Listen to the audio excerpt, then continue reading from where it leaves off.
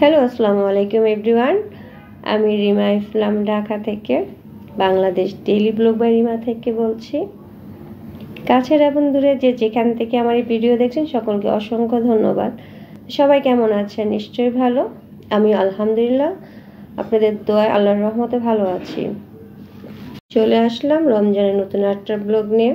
এখন ভোর রাতের খাবারগুলো একটু গরম করে নিব, তারপর ছেলে মেয়েকে ডাক দিব। হাজব্যান্ড আমার আগেই ঘুম থেকে উঠে দেখা যায় অনেক সময় তাহাজ্জুদের নামাজ পড়ে, তারপরে হয়তো বারান্দায় একটু হাঁটাহাঁটি করে। তা আমি খাবারগুলো গরম করে নিলাম, আর ছেলে মেয়েকে হাজব্যান্ড ডাক দিল। ওরা উঠে ফ্রেশ হয়ে ডাইনিং টেবিলে বসে আছে। কেউ খাবার খুব একটা খেতে যাচ্ছে না, আসলে ভোর রাতে ওরকম খাওয়া যায় না। আর আমি তো দেখা যায় ভোর রাতে তরকারি দিয়ে ভাত খাই না, শুধু দুধ আর কলা দিয়ে আমার খাওয়া শেষ। তো এখন ওরা ভাত নিয়ে নাড়াচাড়া করতেছে। আমি বললাম যে তাড়াতাড়ি খাওয়ার জন্য। 1 চামচ ভাত নেয়, তাতেই ওদের এতটা সময় লাগে। ওদের সাথে কথা বলে এখন ওযু করে তাহাজ্জুদের নামাজটা পড়ে তারপরে ফজর আজানের জন্য ওয়েট করব। ওদের খাওয়া শেষ হলে সব কিছু গুছিয়ে দেন তারপরে ঘুমাতে যাব। তো ওকে বললাম যেন তাড়াতাড়ি খায়, আর 10 মিনিট বাকি আছে। সকালবেলা ছোট বোন আসলো, আসার আগে অবশ্য আমাকে ফোন দিয়েছে আজকে ওর সাথে একটু শপিং করতে যাওয়ার জন্য। আমাকে ফোন দিয়ে বলল যে ওর সাথে শপিংয়ে যেতে পারবো কিনা। তা আমি বললাম যে আমারও কিছু কিনতে হবে, তা চলে আসো।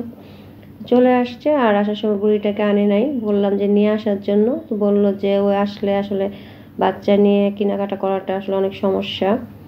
তারপরে এখন চলে আসলাম দুইজনে মার্কেটে। মার্কেটে এখন লাস্ট টাইম প্রচুর ভিড়। তাকে ছোটো বড় বাচ্চাদের জন্য কেনাকাটা শেষ করবে।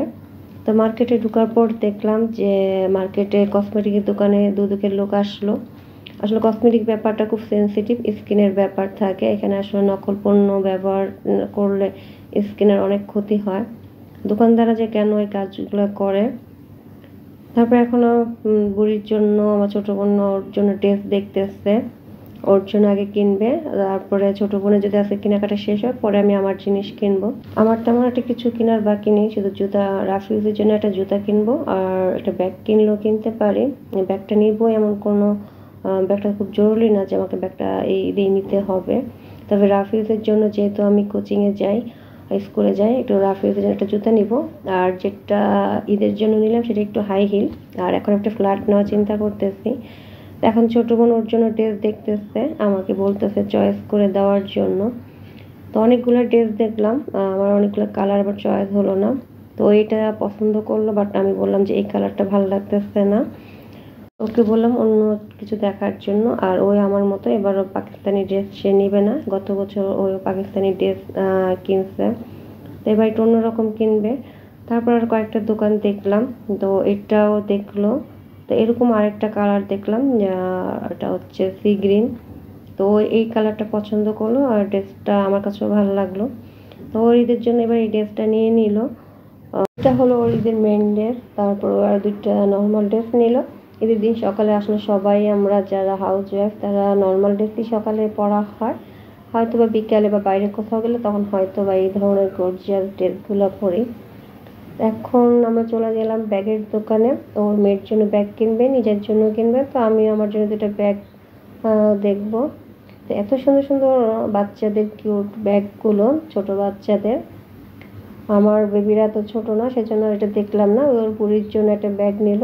ব্যাগগুলো আসলে অনেক সুন্দর, কাছ থেকে আসলে ভিডিওতে বোঝা যাচ্ছে কিনা জানি না, বাট কাছ থেকে অনেক সুন্দর। তো অনেক ঘুরে 2টা ব্যাগ আমার চয়েস হলো। তা আমি আমার জন্য 2টা ব্যাগ নিলাম, আর ওর মেয়ের জন্য একটা নিল, আর নিজের জন্য একটা ব্যাগ নিল। তো আমাদের ব্যাগ কেনা শেষ। ভাবলাম যখন বাসায় চলে যাব, তো ওর হঠাৎ করে মনে পড়লো যে ছেলের জন্য জিন্সের প্যান্ট কেনা দরকার। তো জিন্সের প্যান্ট কেনার জন্য আমরা পাশে আরেকটা মার্কেটে যাব, ওখানে শুধু জিন্সের প্যান্ট আর টি শার্ট পাওয়া যায়। প্যান্টের জন্য এই দোকানগুলো অনেক ভালো, যে কোনো ধরনের, যে কোনো সাইজের, যে কোনো কোয়ালিটির প্যান্ট এখানে পাওয়া যায়। ওর ছেলের জন্য প্যান্ট কিনা শেষ হওয়ার পর দেখলাম যে হাতে এখনও কিছু সময় আছে, আর আজকে বাসায় তেমন কোনো ভাজা পোড়া ইফতারি তৈরি করব না। তো ওকে বললাম যে পাশে অ্যাপেক্সের জুতার দোকান, তো ওখানে একটু দেখি যদি চয়েস হয়। আর আমার মেনলি হচ্ছে যে পরে আরাম পাই, যেহেতু রাফ ইউজ করবো, কোচিং স্কুলে যাব, তো সেই ধরনের আসলে জুতাটা দেখতেছি। তা ওইও দেখতেছে যদি ওর চয়েস হয় তাহলে নিয়ে নেবে। তারপর ভাবলাম যে বাটা, আমি এর আগে একটা জুতা দেখলাম, তখন আসলে নেওয়া হয়নি, ছেলে মেয়ের স্কুলে জুতা কেনার সময় দেখছিলাম জুতাটা। আমি ওকে বললাম যে তাহলে বাটার দোকানে যে দেখি জুতাটা আছে কিনা, যদি থাকে তাহলে এই জুতাটাই নিয়ে নিব, আর ঘোরাঘুরি করবো না, রোজা রেখে আসলে অনেক টায়ার্ড লাগতেছে। তো বাটার দোকানে প্রচুর ভিড়, মানে অ্যাপেক্সের দোকানে এত ভিড় না, বাটার দোকানে দেখলাম ভালোই ভিড়। তো ওই জুতাটা নাই, বাট ওইটার কোয়ালিটিরই আরেকটা জুতা দেখলাম, তো ওইটাই নিয়ে নিব, এখন আর ঘোরাঘুরি করব না। ফাইনালি জুতাটা নিয়ে নিলাম, এখন বিল পে করব, সেজন্য দাঁড়িয়ে আছি। আর জুতাটা আমার ট্রায়াল দেওয়া হয়নি, বাসার যেয়ে দেখবো, আর যদি সমস্যা হয় যেহেতু কাছে, আমি পরে এসে বা ইফতার পরে এসে আমার হাজব্যান্ডকে নিয়ে হয়তো চেঞ্জ করতে পারবো। যা এখন বাসায় চলে যাব, আর 4:30 বেজে গেছে, দেখা যায় খুব হাতে সময় নেই, বাসার যে গোসল করে তারপরে ইফতারি তৈরি করতে হবে। তো বাসায় চলে আসলাম, আসার পর ছেলে মেয়ে ওর সব শপিং বের করে দেখতেছে, খাটের মধ্যে সব ছড়ায় ছিটায়, ওই আবার দেখাচ্ছে ওদেরকে। তো ওকে অনেক বললাম ইফতারি করে যাওয়ার জন্য, তো বলল যে যেহেতু ওর মেয়েকে রেখে আসছে, ছোট মেয়ে, আর যাওয়ার ইফতার করে গেলে এত রাত হয়ে যাবে, তো বললো তোমরা টঙ্গী গেলে একদিন তোমাদের বাসায় ইফতার করব। তো আমি যেহেতু গরুর মাংস সকালবেলা বুয়া ধুয়ে রেখেছিল, তো ভাবলাম যে গরুর মাংস দিয়ে তেহেরি করে দিই আজকে ইফতারে, আর অন্য কিছু করব না। তো গোসলে যাওয়ার আগে গরুর মাংসটা বুনা বসিয়ে দিয়ে গিয়েছিলাম। আসলে তাড়াহুড়ার কাজ খুব একটা ভালো হয় না, তাড়াহুড়া করতে যেয়ে তেহরিটা আজকে একটু নরম হয়ে গেল, মাংস তেহরির পোলাওতে একটু পানিটা বেশি পড়ে গেল, তারপরও খাওয়া যাবে, অতটা খারাপ হয়নি, মানে একটু ঝরঝরাটা হয়নি। ইফতারের সময় আছে আর 10 মিনিট, হাজব্যান্ডকে বললাম শরবতটা তৈরি করার জন্য, আর আমি ফাঁকে ফল কিছু কেটে নিব, আজকে তেহেরি আর ফ্রুট এগুলো দিয়ে ইফতার করব। আর ভাজা পোড়া অনেকদিন খাওয়াতে আর গ্যাস্ট্রিকের প্রবলেম হয়ে গেল। তো এখন ইফতারের আজান দিয়ে দিবে, তো আমি সব কিছু রেডি করে নিচ্ছি, ছেলেকে দিয়ে দাওয়ানের জন্য ইফতারি পাঠিয়ে দিলাম। আর আজকে বুয়া বাসায় ছিল, আমি যেহেতু বাসায় ছিলাম না, সেই জন্য বুয়াকে আজকে থাকতে বলেছিলাম, তো সেও আমাদের সাথে আজকে ইফতার করবে। তো এখন আজান দিয়ে দিবে, আমরা ইফতারটা করে নিব, ইফতার করে নামাজ পড়ে আজকে রেস্ট নেব। আমার পা অনেক ব্যথা করতেছে, মানে হাঁটতেই পারতেছি না। তা ছেলেকে মেয়েকে বললাম যেন ইফতার পর আমার পায়ে একটু মুখ মলম দিয়ে দেয়।